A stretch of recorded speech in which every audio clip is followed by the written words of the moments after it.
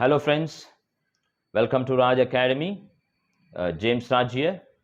In this video, we are going to do the review of English literature paper which was conducted on 1st of December 2021. Right? Very at the very outset, before I go and discuss some of these questions which we were able to memorize, right? How we should have attempted the exam and what are the overall review of this paper, right? Please remember that if you a casual glance of the paper would give us the image that it's a very difficult paper.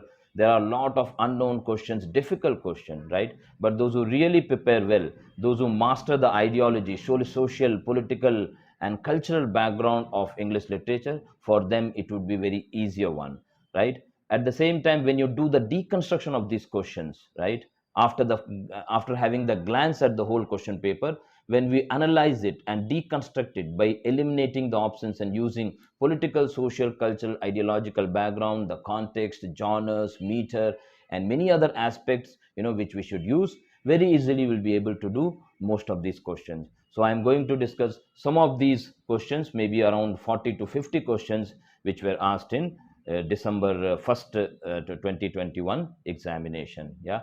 So keeping this in mind, let's start with the first question. So keeping all these points in mind, let's look at the analysis of SIFT 1 and SIFT 2 question paper.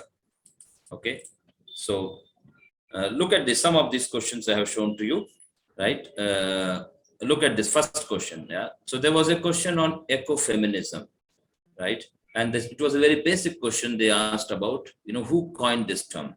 So if you look at, there are at least 10 questions which ask for just basic details about, the very terminologies, when the work was written, right? Subtitle, something like that. Okay, I remember that. So it's a very, when we go through feminism and ecofeminism, the very term who coined that, it would very easily we can do that, right? There was another question on, on Russian formalism, right? Who created this topology for detective fiction, right? And it was, Todorov, right? Todorov, that famous Russian formalist, along with, Roman Jakobson and Viktor Sholsky and others. So very easily we could have done, right? There was a definite question on, ideology. Yeah, very easy question, actually, the basics of ideology. When we go through culture studies, when we go through, all this literary and cultural theories of 1950s onwards, right? So we know the very basics of ideology, right? So that is the core point. I don't think anyone would be not able to do. Yeah. So there was another question on metaphysical poets, right? Again, this question, I don't remember exactly poems. It was simply based on some of the works of these poets, match the following, right? So some of these poems were very major poems of this poet. Some of these were minor poems of these famous metaphysical poets like John Donne, Andrew Marvell, Richard Crashaw, Abraham Cowley, and many others. Okay. And there was a chronological question. So as I told you, of late, we see a lot of chronological question, match the following question. So there was a chronology of question on arranging the famous, the journals and periodicals of 18th and 19th century, right? Blackwood's magazine, Bantlay's, and others. And we know that, when we go through that, some of these magazines were very notorious and popular during the time. Got it? There was another question, this question comes under, the title where we could have done this question even without knowing exactly the answer. Okay. Right? If you know biographical details of these authors, if you are able to fix the context very easily, you could have done something related to slaves, so who opposed that in 1771. Yeah, I remember that, the two other, the options, the four options I remember, it was Alexander Pope, Horace Walpole, Dr. Johnson, and Gray. Yeah, and if you go with the chronological, the biographical details of that, right? Alexander Pope died by 1774, 1745, 1770 itself, Thomas Gray died. Yeah, so both of them, they couldn't have written, right? So most probably it was, must have been the two options, the remaining two options, Dr. Johnson and Horace Walpole, right? So here you don't know exactly that, the slave trade, but by fixing the context, their death and their birth and death, very easily we could do this, right? There was a chronological question, arranging the works of famous authors like Arundhati Roy, Jhampa Lahiri. right? Arranging them in correct order. Yeah, it was a very easy question, right? If you go through Arundhati Roy's work or Jhumpa Lahiri's work, right? So it was again a very easy. There was another question on Indian writers and match the following. A very superficial study of the works would really help us, right? There was a question on songwriters, Nobel Prize, and you have to arrange who were these two Nobel Prize winners, right? For song, okay, those who were songwriters. And basically Tagore was a songwriter, and Bob Dylan, sometime I think in 2013 or 14, he won Nobel Prize. So out of these four options, two were very easily we could arrive at. And the same way, there was a question on African writers and matching their works. Ngugi wa Thiong'o, Ben Okri, Wole Soyinka, Chinua Achebe. Yeah, a casual reading would help us. There was an in-depth question on Frantz Fanon and his question of ideology. This is not a superficial question. So when we talk about post-colonial writing, invariably, we go through the famous works of Frantz Fanon, right? As early as 1958, he talked about. So his definition, how the ideology and the race works, yeah. And when you go through, I don't think anyone of any post-colonial writings, those who deal with that, they can discard Frantz Fanon. There was a question on Wordsworth and Coleridge, match the following. A very simple, basic question: the poems of William Wordsworth and matching them, right? In the same way, T.S. Eliot's, there was a question from metaphysical poets, a very typical, very simple question. I remember that, and very easily we could have done. And the same way, I.A. Richards and his works, arranging them in correct order. Yeah, right. So it was also a very easy question, right? When we go through 20th century criticism, I.A. Richards cannot be discarded, right? Same way, the third important new critic, okay, the founding fathers of new criticism, F.R. Lewis, right? About role of poets, he described about it. So when we go through the modernist work and Ezra Pound and others, invariably F.R. Lewis, though he was different from the other two important pioneers like I.A. Richards and T.S. Eliot, but still F.R. Lewis and some of his works and his role about how we describe the role of a poet, right? So when we know the ideology of F.R. Lewis, right, though he was a new critic, though he was the founding fathers of new critic, we could say that in that sense, right? But he was somewhat closer to the 19th century critic Matthew Arnold, right? Okay, right. So in that sense, very easily we can understand what could be the role of that, right? Next, there was there were questions on comprehension question, right? And all these questions were very easy question from King Lear, W.B. Yeats, and Montague's essay on solitude, right? Remember that all these we must have done comprehension questions, right? Annotate the questions, annotating that, and very easily we could have done that. It's not a very such a big thing. Yeah. Same way, there was a question on diaspora writers, right? I matched the following, right? A very basic question on that, not the very difficult one, right? Another question on Homi K. Bhabha and the critics matching them. Yeah. A superficial general information on knowledge on the work, very easily we could have done. And the core of structuralism, yeah, or Sassurian structural linguistic when it began, Ferdinand de Saussure's work, right? And no one can ignore that. And that was also the very one of the easiest question. There was an in-depth question on deconstruction. Remember that, okay? Right? What you will find it, if you 50% of the question will be in-depth, thorough, mastering the subject would help us, right? A superficial knowledge will not help us. They are not going to ask, what is deconstruction or who is the founding father of deconstruction, right? And yeah, so that was also it was a simple question, those who studied deconstruction or those who go through Ferdinand de Saussure, right? Remember that those who don't even touch the book, they might feel that all these are difficult one, right? Same way, Noam Chomsky, the linguist, and his work, arranging them in order. And again, the easy question. Paradise Lost, a very big work. We cannot remember all the question, but at the same time, we could have done a good guesswork, right? If you know the story of Paradise Lost, all those 12 books, we can arrive at where he talks about Lahore and Agra. All right. Remember that the first 3 books deals with the fall. Book 4 deals with the description of paradise, Garden of Eden. 5, 6, 7, 8 deals with the past, right? The past where Saint Michael gives the the past. He narrates the past history to Adam.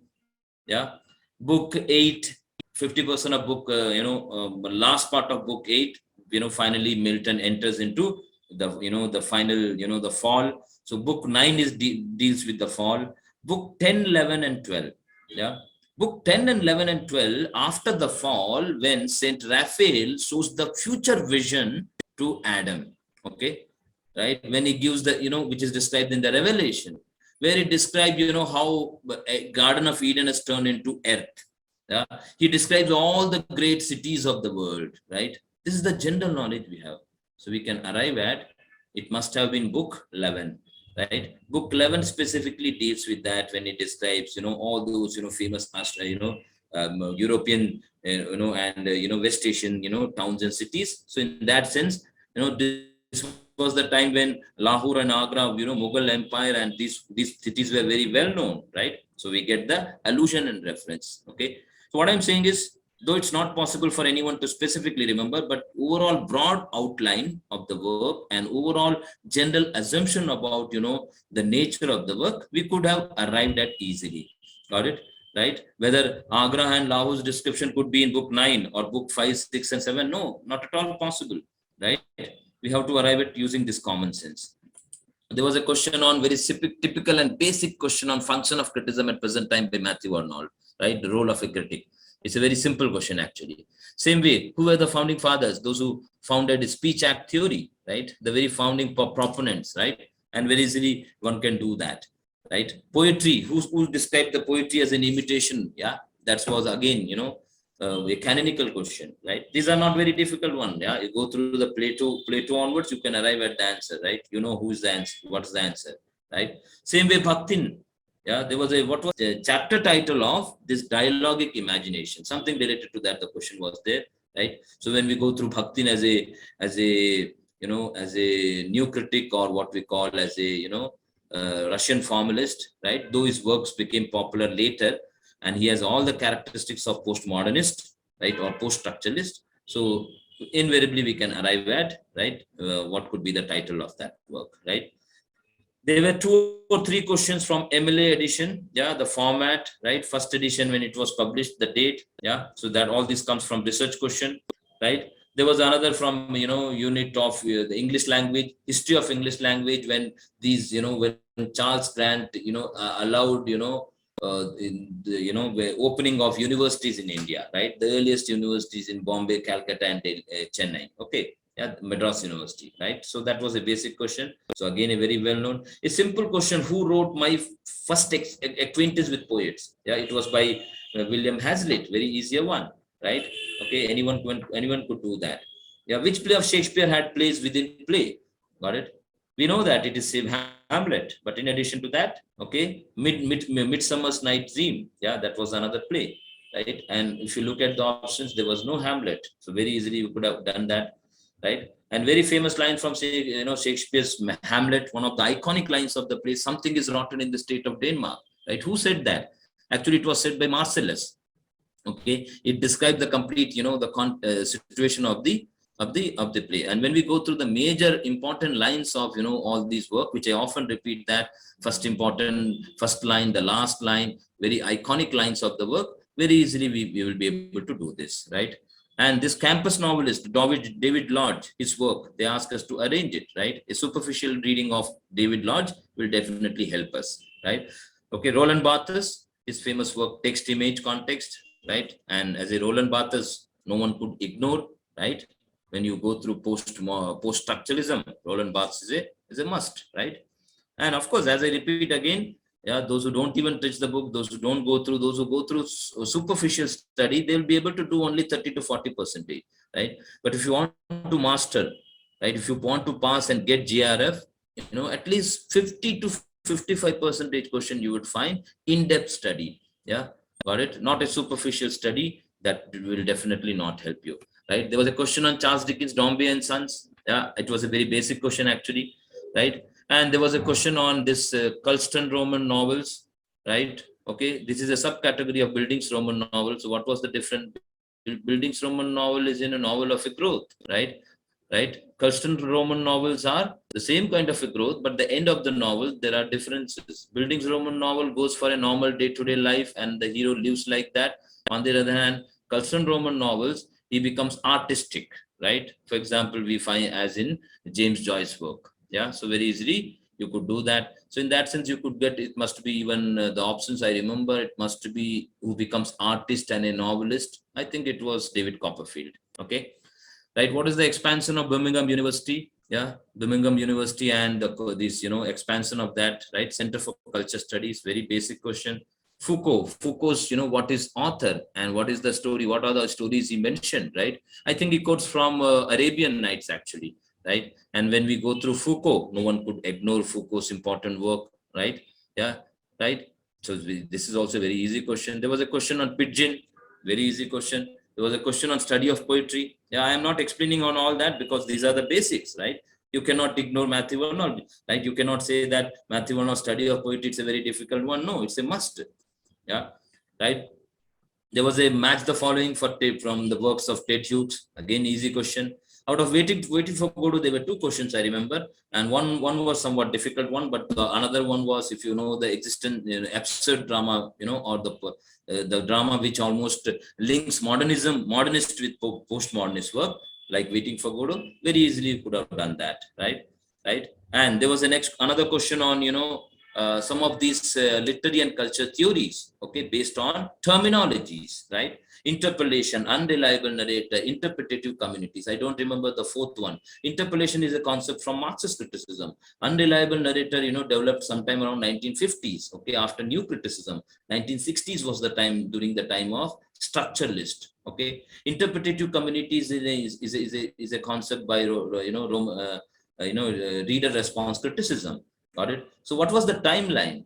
Out of these, very easily you can show interpolation, Marxist criticism began sometime around 1920.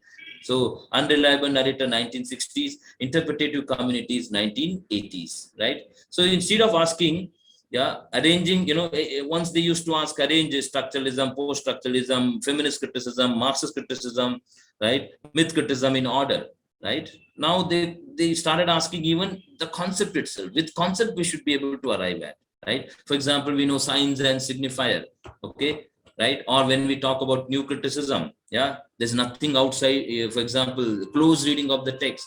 There's nothing outside the text. That is the iconic line from Deconstruction. Okay. Like that. Okay. When we talk about myth and its interpretation for structuralism. All right. There was a question on Ben Jonson's legacy. We know the important works of Ben Jonson, and very easily we can arrive at what was ultimately, what type of a drama he gave to the English theater, right? Okay, so there was a question on American poetry. Match the following, very easy. There was an in-depth question on traditional individual talent, right? Okay, and if you know traditional individual talent, I think it was a in-depth interpretation of tradition. Very easily we could have done that, right? There was a question on Charles Baudelaire, and you know that he was a symbolist. Okay, I think it was a match the following or arranging in correct order, right? Okay, and modernist period, modernist includes so many isms of the time. Yeah, for example, like Dadaism, Futurism, Surrealism, Imagism, got it? Between 1910 to 1945. Okay, and of course, important critic like T.S. Eliot and others were quite influenced by this, the French poet and critic Charles Baudelaire, who was a symbolist. Okay, right? Even W.B. Yeats was much influenced, and it was a very easy question actually. Yeah. And what was the character historical figure which inspired this Dracula, right? And if you go through the other options compared to that, very easily you can arrive. It was Vlad the Impaler, right? Definitely not. I remember the other option was Frankenstein. Definitely not. Okay, right? So let's look at some more question. Yeah. George Orwell, his works, non-fictions, they ask us to arrange. Harold Bloom and poetry, no one can ignore that. T.S. Eliot and his works, arrangement of that. Indian literature, works and chronology. Some of these questions in SIFT 2 also, okay, SIFT 1 questions. Same way, British literature, arranging them in correct chronology, right? Remember that some of these were in-depth detailed works, which we usually do go for detailed studies. Some of these were non-detailed superficial work, right? There was British literature, characters and chronology, arranging them. As I told you, for criticism, they could ask you arranging, terms and phrases in order. Same way, characters also they could ask. Macaulay's Minutes, no one could ignore that. Origin of ELT, words like potato, got it? Linguistic question again on Chomsky, right? There was a question, mixture of culture studies with that of literary criticism and theory, right? Okay, so for example, you might get some literary question from literary criticism, one from literary theories, and some from culture studies. Okay, in fact, culture studies is a part of actually basically what we do, culture and literary, literary theories. Okay, yeah, now they have separated it. Okay, right, separated, but basically when we enter into 1950s, we are entering into culture studies. Okay, so all of our students know that, right? Okay, right, and this very famous, Jean Baudelaire, when he described, who said Gulf War did not happen, right? The very famous postmodernist, right? Postmodernist.